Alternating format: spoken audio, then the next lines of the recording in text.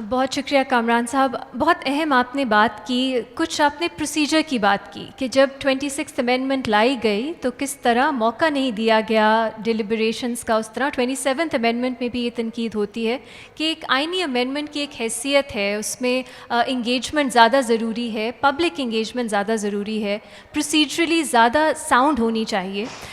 یہ بات اگر میں عرفان قادر صاحب آپ کی طرف لے کے آؤں کہ آپ ان پروسیجرل جو اعتراضات آتے ہیں انہیں کیسے دیکھتے ہیں, اور مور امپورٹنٹلی جو کامران صاحب نے بات کی کہ پہلے بھی آئیڈیل سچویشن نہیں تھی. مجھے معلوم ہے اس پہ آپ کا ایک بہت اسٹرانگ پوائنٹ آف ویو ہے کہ پہلے ماضی میں عدلیہ ہماری کس طرح آپ کی نظر میں آزاد نہیں تھی. اگر آپ اس کے بارے میں بھی بات کر سکیں, اور کیا آپ کے لیے جو سلیوشنز یا جو ایک طرح سے وے فارورڈ 26th اور 27th امینڈمنٹ میں آیا ہے, کیا آپ کی جو اعتراضات تھے وہ آپ کو لگتا ہے اب اس سسٹم کو اگر آپ دیکھیں وہ ٹھیک ہو گئے ہیں, مطلب اب آپ کو وہ اعتراضات نہیں رہے؟ مجھے آپ نے 3-4 مختلف سوال کیے ہیں, اور اس میں سب سے پہلی بات تو آپ نے یہ کی ہے کہ کانسٹیٹیوشن میکنگ میں جب کانسٹیٹیوشنل پروویژنز آئین کا حصہ بنتے ہیں تو اس پہ ڈیلیبریشنز ہونی چاہیے, اور وہ ڈیلیبریشنز جو ہیں وہ باقاعدہ ڈبیٹ ہونی چاہیے اسمبلی میں. اور پاکستان میں جتنی بھی امینڈمنٹس آئی ہیں ان میں ڈیلیبریشنز ہوتے ہوئے ہمیں نظر نہیں آتی. اس کی وجہ یہ ہے کہ اس وقت بہت جلدی ہوتی ہے, میدان جنگ ہوتا ہے. میدان جنگ جب وار چل رہی ہو کسی بھی جگہ پہ تو وار کے دوران ڈیلیبریشنز نہیں ہوا کرتی. ہاں ڈیلیبریشنز ہوتی ہیں, مارشل لاز گورنمنٹ ہو تو وہاں پہ ڈیلیبریشنز ہوتی ہیں. The most vigorously debated amendment of the constitution was the 8th amendment. 3 ماہ تک 90 دن سے زیادہ ڈبیٹ ختم ہی نہیں ہو رہی تھی. حاجی سیف اللہ جو تھے وہ اپنے اعتراضات بار بار لا رہے تھے, اور ایک شخص نے ساری اسمبلی کو ایک مشکل میں ڈالا ہوا تھا, حتیٰ کہ جنرل ضیاء الحق صاحب نے تنگ آ کے حاجی سیف اللہ کو منسٹر فار ریلیجس افیئر بنا دیا, اور جیسے ہی ان کو یہ ایشورنس ملی تو وہ ڈبیٹ ختم ہو گئی اور وہ 8ویں ترمیم بھی پاس ہو گئی. تو یہ جو امینڈمنٹس ابھی ریسنٹلی آئی ہیں, ایک اس میں time was of the essence. اگر آپ بیٹھ جاتے اور وہ جو چیف جسٹسز ہیں اپنی مرضی کے بینچز بنا کے جو مرضی چاہتے وہ بگاڑ کر دیتے, تو پھر پارلیمان جو ہے وہ لقمہ اجل بن جاتی. کیونکہ ہم نے دیکھا کہ پاکستان کی کانسٹیٹیوشنل ہسٹری میں ایک وقت وہ تھا جب کہ حکومت پہ پوری طرح سے کنٹرول تھا ہماری اسٹیبلشمنٹ کا, اور ڈائریکٹ انٹرونشن ہوتی تھی, مارشل لاز لگتے تھے, اور مارشل لاز جب لگ جاتے تھے تو معاملہ عدلیہ کے پاس آتا تھا. اور عدلیہ بڑا سخت لفظ ہے لیکن حقیقت بھی ہے, اور ہمیں سوالو بھی کرنی پڑے گی کہ عدلیہ ان اے وے ہماری فوج کی سیکنڈ یعنی بی ٹیم ہی کہا جاتا ہے وہ تھی. اور جیسے ہی وہ مارشل لا لگتا تھا تو وہ مور لگا دیتے تھے. آخری کیس جو آیا وہ اس معاملے میں ظفر علی شاہ کیس تھا, اور ظفر علی شاہ کیس میں بڑی انٹرسٹنگ صورتحال پیدا ہوتی ہے کہ وہاں پہ وہ لا آف نیسیسٹی جو ہے اس کو چینج کیا جاتا ہے اور نئی لفاظی کی جاتی ہے, اور سیلس پاپولا سپریما لیکس انٹروڈیوس کر دیا جاتا ہے کہ we have done away with the law of necessity and now we will go after that welfare of the people is the supreme law. اور اس پہ بیس کرتے ہوئے ایکسٹرا کانسٹیٹیوشنل جو ایک انٹرفیئرنس تھی اس کو نہ صرف لیگلائز کیا گیا بلکہ وہاں پہ انہوں نے امینڈمنٹ کی بھی اجازت دے دی. سپریم کورٹ تو خود کانسٹیٹیوشن امینڈ نہیں کر سکتی تھی, چہ جائے کہ وہ کہتی کہ ہم اجازت دیتے ہیں جنرل صاحب کو کہ وہ آئین کو جس طرح چاہیں اس کو امینڈ کر لیں. لیکن اس وقت کی عدلیہ جو ہے آج بھی کریڈٹ لیتی ہے ظفر علی شاہ کیس کا. وہ کہتے ہیں اگر اس وقت ہم یہ کنٹرول نہ لیتے, ہم اس وقت بڑے نہ بنتے اپنی طرف سے, تو غالباً ملک میں بعد میں بھی مارشل لاز لگتے.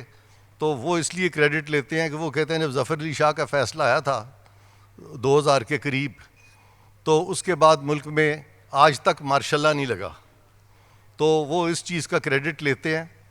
بہرکیف ہم آ جاتے ہیں 27th امینڈمنٹ پہ.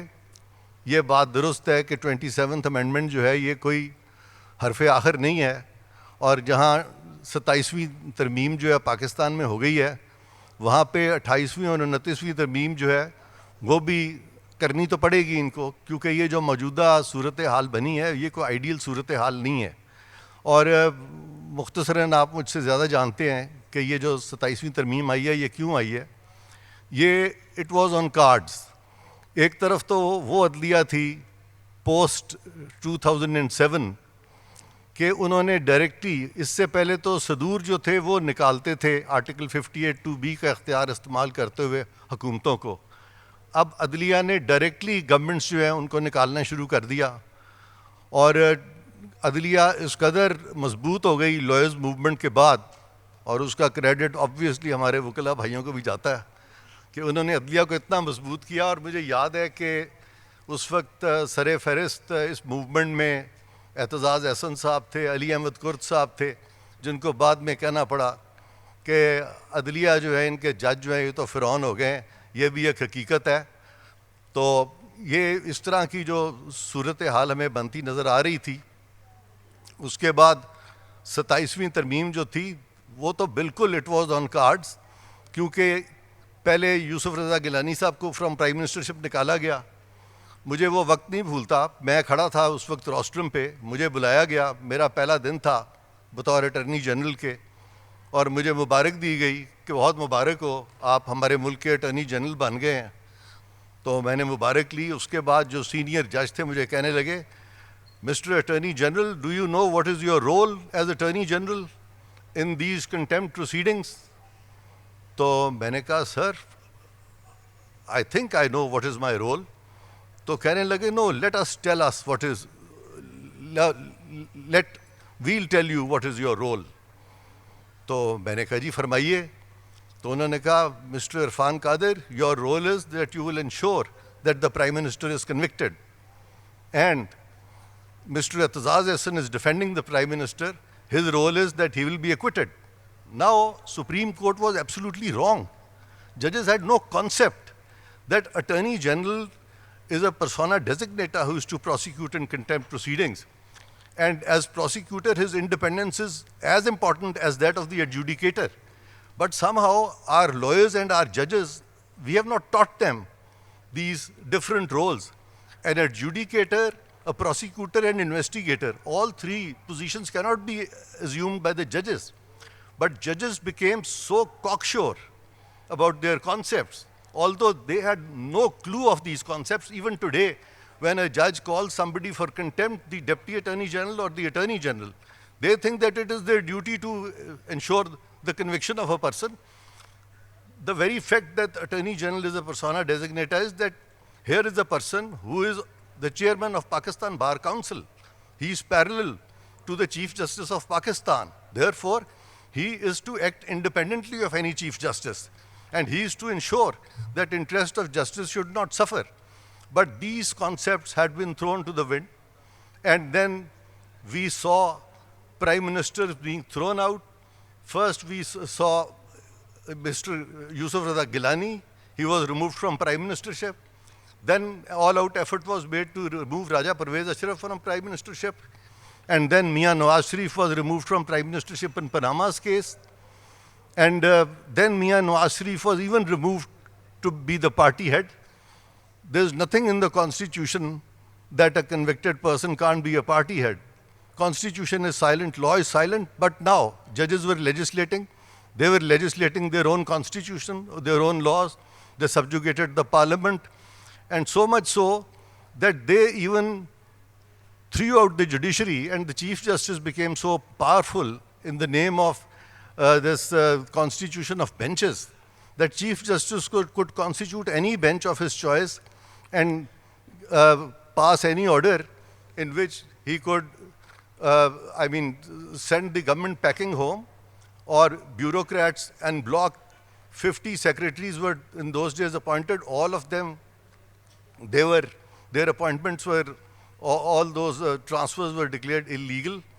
And then the laws that were to be made by the parliament, especially after the 18th Amendment, we see the 19th Amendment being forced through the throat of the parliament. And Raza Rabbani Sahab was on record. He was sitting with me at a seminar in Lums University when he disclosed that it was Justice Iftikhar Chaudhry who forced us to pass the 19th Amendment. Now when judiciary had become the chief legislator, the judiciary became the chief executive of the country, the few judges, the like-minded judges started controlling the entire judiciary. 27th Amendment was inevitable, and I think that this was the right step that was taken. آپ کا اریما عمر صاحب سوال ویسے بالکل آپ نے صحیح کہا ہے کہ کنسیپچولی اب جورسپروڈینشلی اگر ہم اس کو دیکھیں تو یہ کوئی بہت اچھی چیز نہیں ہے جو ہوئی ہے ابھی. تو لہٰذا میں سمجھتا ہوں کہ ہونا کیا چاہیے, سلوشن کیا ہے. سلوشن اس کا یہ تھا کہ جو سپریم کورٹ میں جتنی بھی اپوائنٹمنٹس ہوئی تھیں انکلوڈنگ جسٹس افتخار چودھری کی جو ریسٹوریشن تھی وہ بالکل غیر قانونی تھی, اللیگل تھی, وہ ہو ہی نہیں سکتی تھی. اس کے بعد جو انہوں نے اپنی مرضی کے ججز اپوائنٹ کیے وہ بھی نہیں ہو سکتا تھا, وہ بالکل غلط تھا.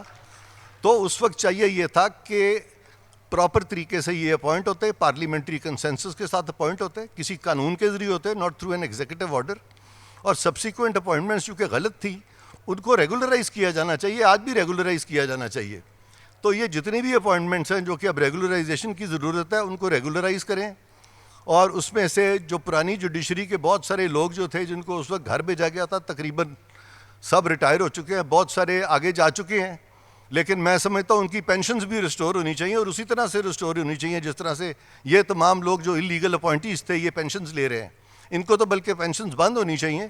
بیکاز نو یہ میں آپ کو بتاتا ہوں انہوں نے کیا تھا. انہوں نے کیا یہ تھا کہ جسٹ 1 منٹ, پی سی او ججز, all PCO judges on that Supreme Court bench overthrew majority of the constitutional judges who took oath under a constitutional dispensation, and these judges including Iftikhar Chaudhry Sahab had taken oath under the PCO. So all this has to be reversed.